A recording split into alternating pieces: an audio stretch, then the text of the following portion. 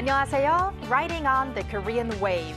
Welcome to a brand new week on the Culture Wave. I'm Kwon So-ah in Seoul. Explore with us Korea's culture from all aspects with a special focus today on various K-content from mystery dramas to musicals. And we kick off the new week with our co-host Walter Lee joining me in the studio. Hello, Walter. Happy Monday, Seoul, and hello to our viewers out there. I'm Walter Lee, and I have some very exciting KNT news today, so stick around for that. Right, there is some wonderful accomplishment in Korea's musical scene that you're going to report about in a bit. Yes. But first, let's also say hi to An Sung-jin, Arirang's news features reporter. Welcome, Sung-jin. Hello, Sung-jin. Hello guys, hello So-ah, hello Walter, hello to all of our viewers watching the Culture Wave. My name is An Sung-jin and I'm a news features reporter here at Arirang News, who is also excited about the K-enter news today. But before we go into that, Sung-jin, you actually also have a story that's also involving musicals. Absolutely. So you're going to continue with your series from Japan, and it looks like today you got to take a look at some local content with a twist. Right, so Korean content has been gaining popularity, whether it be movies or dramas, but we are seeing an emergence of adaptations and collaborations which have been changing the dynamic of Korean contents. Have a look at what I got to see in Japan. Many recent musicals are based on movies or the life stories of famous people. But this Japanese production crew decided to make a musical from a webtoon. They took the Korean webtoon Itaewon Class and brought the 2D characters to life in Japan. The story of young entrepreneurs and their ups and downs has been recreated as a Japanese musical. So here I'm on site where rehearsals for the musical are taking place. The production crew had told us that they focus on the finer details to create a closer replica of the scenes in Korea. The musical will be performed in Tokyo, Osaka, and Aichi throughout June and July.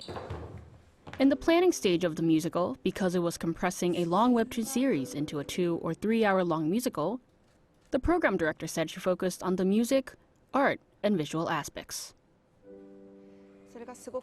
Because Itaewon Class is a good piece and most of the characters are charming, I worked on showing the originality on stage without necessarily changing it from the webtoon. Actors in the musical, some who were already fans of Korean content, immersed themselves in the story too.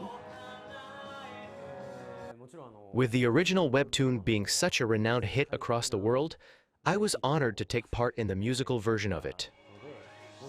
Not only are remakes of original Korean content gaining popularity, but more and more Korean-Japanese collaborations are showing up on the screen. Producer Nakajima Keisuke created the drama I Love You, which tells the love story of a Japanese woman and a Korean man. He said that there were several Korean staff on the production team to bring as much reality to the drama as possible. Even though it was an endeavor, the collaboration can add a new element to the drama, enhancing the fun and touching aspects of the script. It's weird to think that there aren't as many stories like these, but it's great to see that more and more Korean and Japanese actors are playing a role in each other's dramas. As Nakajima said, it's becoming more common to see Japanese actors in Korean content as well.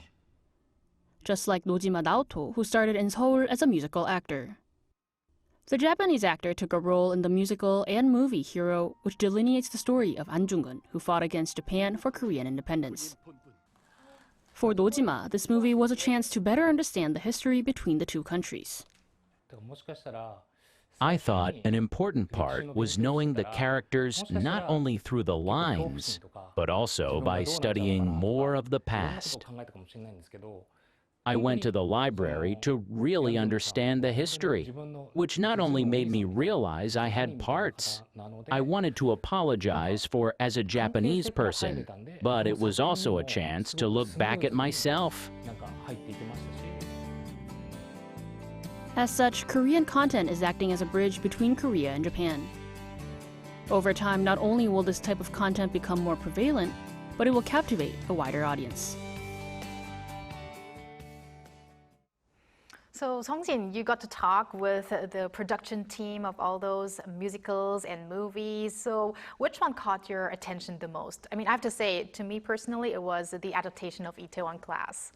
I will have to say something similar to what you just mentioned, Soa, because I actually had watched bits and parts of the drama I Love You. So I was looking forward to the drama adaptation or the musical adaptation of Itaewon Class, also because I'd watched the webtoon. I don't know about you guys, but I'm very excited for it. So am I. Sounds very exciting. And for those who are interested in the musicals, could you give us some more details about it, obviously, when and where viewers can watch it? Right, so for the musical that's going to be shown in Tokyo, it actually starts performing today and it will be in the theaters until the end of this month. Now, so for those that are trying to catch the one in Osaka, it will be held in the Mino Theater for the Performing Arts from July 6th till July 11th. And its final round of performances in Aichi will only be available for 4 days from July 18th till July 21st. So if any of our viewers are interested, don't miss out on the chance while you can watch it. Anyone who's there, and I mean, it's not that of a far travel. It's not that far away. So Hours. hours only. We'll keep a note of that, and thank you for another interesting episode in Japan, and we're looking forward to the next episodes. My pleasure as always, guys. See you next time. Thank you.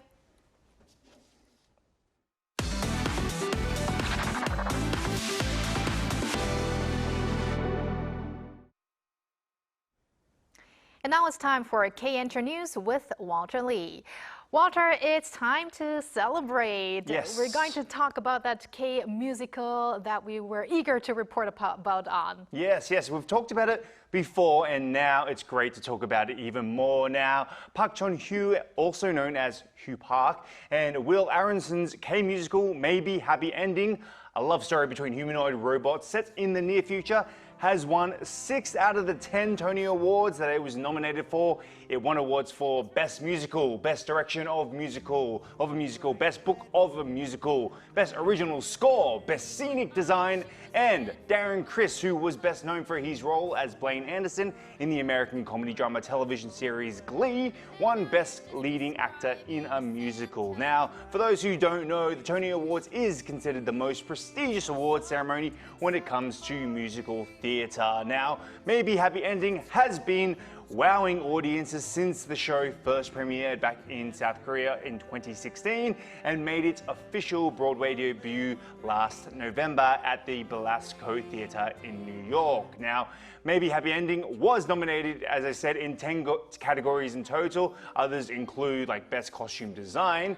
Now, this is a great achievement. With its 6 wins, Park Chun-hyo became the first Korean creator ever to win a Tony Award, making a historic moment for Korean theatre on the global stage. Wow, what a happy ending, although it's not even the ending for now. Exactly. But really, it was very exciting when we were following the news, when the awards were coming out bit by bit, and then finally even the Best Musical, which is the final award being presented at the ceremony. So again, congratulations to everyone who was involved in this musical. And now let's move on to some K-pop news. What do you have? Yes, so more accolades to talk about. According to a chart preview released on Sunday, 17's 5th studio album, Happy Birthday, made its debut at number 2 on the Billboard 200, the main US album chart. Now, this marks 17's 7th entry into the Billboard 200's top 10, beginning with their 4th full-length album, Face the Sun. All 7 of their most recent albums have consecutively reached the top 10. Now, during the latest tracking week, Happy Birthday earned 48,500 album units. Now, this is quite interesting. Of those, 46,000 of them came from physical album sales, which is quite a lot, making it number 1 on the top album sales chart. It's great to see people still buying albums these days. That shows how big of a fan base they really do have. Yes. So from Maybe Happy Ending to Happy Birthday, now we've got some happy news for Jennie. We do indeed. Here is some great news for Jennie. Blackpink's Jennie is the only K-pop artist to be featured on the Rolling Stones list of the best albums of 2025 so far.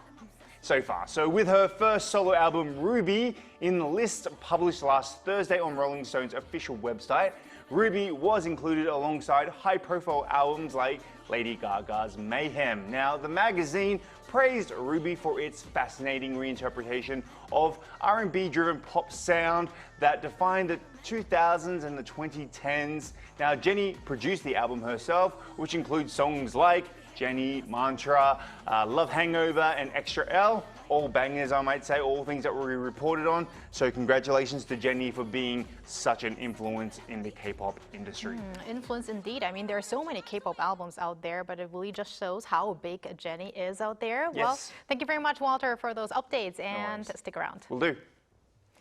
And now let's move over to our AI anchor, Ari, for other culture-related news. Ari, take it away. Hello and welcome to your AI guide to the latest cultural updates from Korea. Here's our top story. President Lee Jae-myung has announced plans to relocate the presidential office back to Cheongwade. But public tours are expected to continue as usual for the time being. The Blue House Foundation said it has not yet received any formal instructions regarding the president's return to the premises. Until the plan is finalized, tour reservations will remain open up to 4 weeks in advance, and regular weekend performances will proceed as scheduled. Please note that a roughly 1 kilometer section of the Blue House walking trail is currently closed to visitors due to ongoing maintenance and repairs, as part of previously scheduled renovations. To commemorate Korea's first official Kugak Day, or Korean Traditional Music Day, the National Kugak Center staged a special performance over the weekend at Gyeongbokgung Palace in Seoul. The event featured a reenactment of Sejongjo Hwaereyeon, a royal banquet from the Joseon dynasty, which was performed for the first time in 12 years. The banquet is a ceremonial event that showcases King Sejong's Confucian ideals of rule through ritual and music, as well as his deep love for the people. More than 300 performers and staff from related institutions took part. The 4th Temple Food Festival, held over the weekend in Seoul's Seochogu district, attracted some 20,000 visitors, signaling growing public interest in the tradition.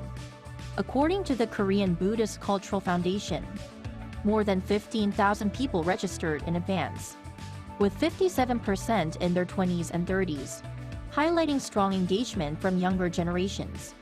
The event was organized to celebrate the recent designation of temple cuisine as Korea's national intangible cultural heritage, and to further promote its cultural value. That's all from me. Stay tuned to the Culture Wave.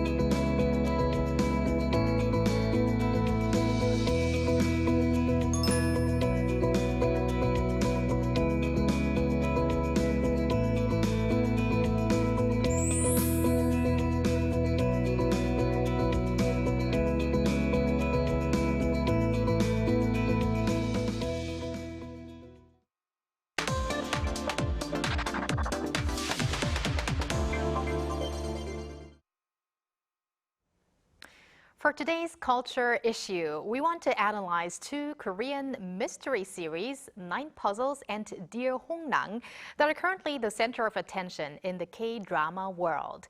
So let's go deeper into the mystery genre and look into the factors behind the two dramas' global popularity with our culture critic, Professor Ji Hae-won at Kyunghee University. Welcome, Professor Ji. Hello. Good afternoon.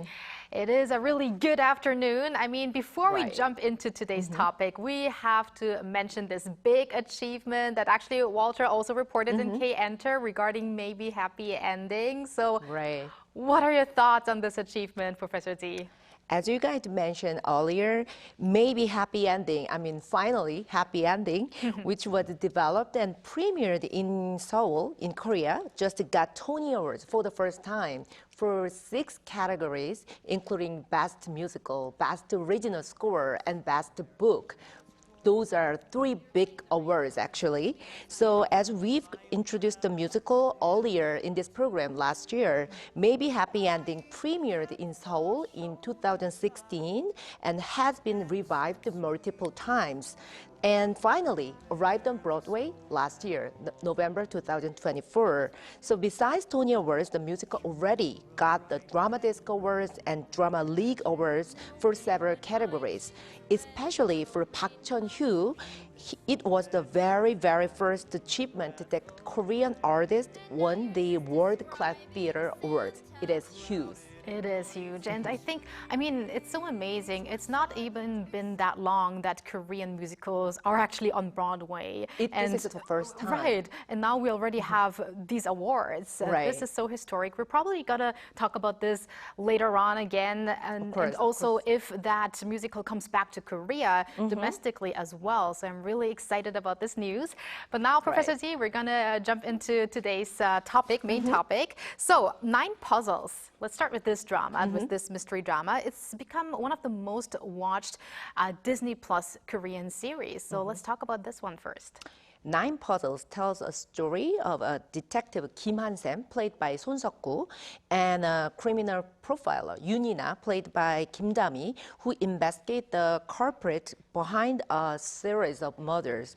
So the story begins with the process of tracking down the culprit behind the death of Yoon Dong-hoon, Yoon-ina's uncle, and a former police chief 10 years ago. So as the puzzle pieces are delivered to Yoon-ina one by one, along with the serial murders, so the two pursue the story behind the puzzles and the murderer.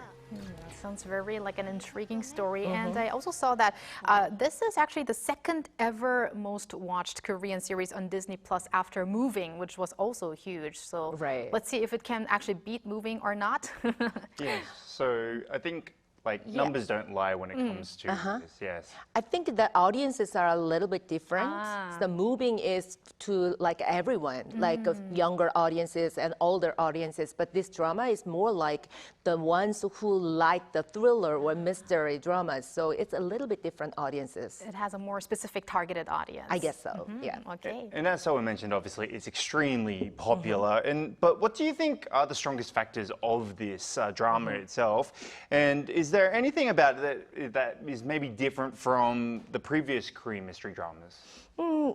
What 9 Puzzles does is not just the serial murder. It consists of kind of like a dual structure. So the strength of this drama is that it increases the viewer's immersion through the process of tracing the culprit and processing of tracing the relationship between the victims. And actually, the uncovering the culprit is also discovering the full story of the crimes committed by the victims. So as the case progresses, the identity of the criminal begins to be revealed one by one. Also, the Yoon-ina, a witness, as well as a suspect in the case of her uncle's murders for 10 years ago, tracing the new puzzle murder case as a profiler, and she solves her own memory through the process as well. So I think this multi-layer narrative provides constant tension to the viewers and arouses curiosity about how the puzzle pieces of each case will fit together. So it's not just a puzzling story, but it is actually about puzzle pieces. Right. Putting together those pieces of puzzles until the very end. And the victims are not just the victims. They committed some crimes like years ago. Wow, sounds very interesting. I'll have to binge watch that series. But now let's move over to another mystery drama. This time it's not about crime thriller. It's more about a melodrama mystery series. And this one is on Netflix. It is Dear Hongrang or Tangum. And it's also been in the top 10 charts of Netflix's global non-English series. The last time I checked, it was ranking 5th, but it also was ranking 3rd at one point. So tell us a little bit about Tangum or Dear Hongrang. Right, Tangum, Dear Hongrang, which is based on a novel of the same name, tells the story of Hongrang, played by Lee Jae-wook, the successor of the wealthy merchant family in Joseon dynasty, but who returned after being missing for 12 years, and his half-sister Jae, played by Jo Bo-ah, who suspects his true identity but gradually becomes closer to him. So in the first half, it builds up the viewer's curiosity about the identity of Hongrang, who lost all of his childhood memories. And afterwards, Jae, who doubts Hongrang's identity, digs into the reason why Hongrang is lying, and the story unfolds through solving the mystery of a missing child. So missing children. So Hongrang is one of the missing children. So they just digging into the real story, true story, what is the behind. But Professor Ji, this one is actually a sageuk or a historical drama. Right. So many of these elements in the drama could be a little unfamiliar to the global audience, but yet it's proven to be so popular. Why do you think that is?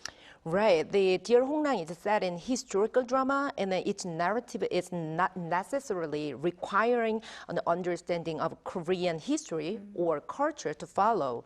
For instance, Netflix's another series, Kingdom, is also set in Joseon dynasty, but it was a story of zombies. So it received a lot of attention from the global audiences who are already familiar with those kind of stories. So I believe if the story and the characters are relatable enough, the setting of the Korean period can be unfamiliar, but rather refreshing backdrop. It's quite interesting. So, like, for many people, apart from just romances, I think mystery dramas are very, very appealing to the foreign audience. So what do you think are some of the strengths of Korean mystery dramas? I mean, to be honest with you, I think mystery and crime thrillers, they can be both engaging as well as, exhausting for viewers at the same time because, obviously it keeps them on edge.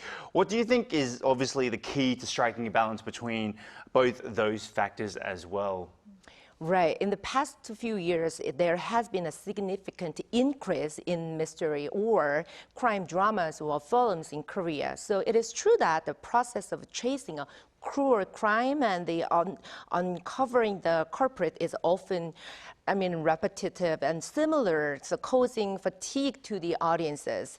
But in that sense, 9 puzzles or Dear Hongrang are special is that they pursue crimes that occurred within a social and historical context. So it's not just simply crimes of committed by psychopath or the mentally ill. So I believe the appeal of the strength of a Korean mystery drama is one of the reasons. So it has the driven by dense narrative composed of multiple layers and the realistic characters who increase tension. So I believe for mystery dramas or films to continue to attract the audience's attention, they should focus on the process of uncovering the meaning behind the crime, rather than focusing on the level of brutality or a spectacle. So it's like a social meaning or contextual meaning. So that's the important thing. And looking beyond, Professor Ji, are there any other mystery productions that are expected to emerge in the K-content industry, maybe in the latter half of the year, that we should keep an eye on? Yeah, of course. The Mantis original scene, 사마귀, will be on air later this year on SBS, which is based on the famous French thriller on Netflix. So this drama is directed by Byun Young-ju and starring Go Hyun-jung and Jang Dong-yoon. So another one is The Price of Confession. 자백의 대가 will be released on Netflix later this year as well, and starring Jeon Do-yeon, Kim Do-eun, Kim Go-eun, Park Hae-soo, and Jin Sung-gyu. So this is mystery drama of Yoon-soo, who is suspect in her husband's murder, and Moon, mysterious woman known as a witch. And another big one is Signal is coming back with the second season. So, but the real official release date has not yet been confirmed. Wow, so many big names here, big stars coming up. So looking forward to all of these K-mystery dramas. And thank you very much, Professor Ji, for your insights today, and looking forward to next time. Thank you very much. And thank you, Walter, as always. We're going to see you back here tomorrow. See you tomorrow. Thank you for spending the past half an hour with us on the Culture Wave. Please join us again tomorrow on Tuesday at 2 p.m. Korea time, and maybe one day here in Korea.